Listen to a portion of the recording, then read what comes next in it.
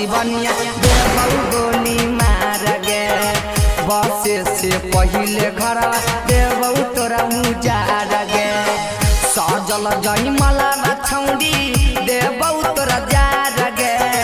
सजल जई मला बछौड़ी देबऊ तोरा जार गे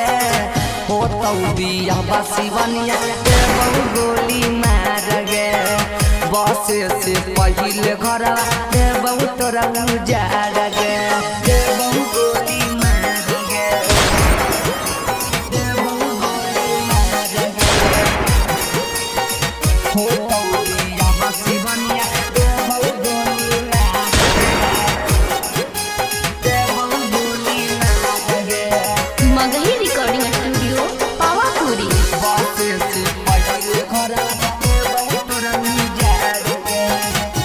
गे छौरी दिला लगैनी कसम खैनी कैसे भुलैनी गे छौरी पागल बनैनी छोड़ी के जैमी फिर तू आईनी गे छौरी दिला लगैनी कसम खैनी कैसे भुलैनी गे छौरी पागल बनैनी छोड़ी के जैमी फिर तू आईनी गे घूमे नहीं देबऊ छौरी बरसलीगंज बाजार गे घूमे नहीं देबऊ छौरी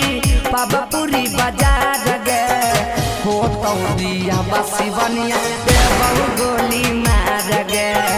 बसे से पहिले घर देबऊ तोरा उजार गे देबऊ गोली मार गे देबऊ गोली मार गे होतौ बिया बसिवनिया देबऊ गोली मार गे देबऊ गोली मार गे म्यूजिक बाय पप्पू प्रेमी यादव। बसे से पहिले घर देबऊ तोरा उजार गे गे छौरी सच्चा यासी कहियौ तोरे रौशन भरवा गे छौरी के रोसे नहीं लागो हक हमारा डरवा गे छौरी सच्चा यासी कहियौ तोरे रौशन भरवा गे छौरी के रोसे नहीं लागो हक हमारा डरवा गे प्रभात सिंह हैना बदके रंगदार गे पप्पू और पिंकू भैया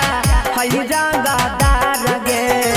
होतौ बिया बसिवनिया देबऊ गोली मार गे बसे से पहिले घर देबऊ तोरा उजार गे गाना खोल के सुन ले।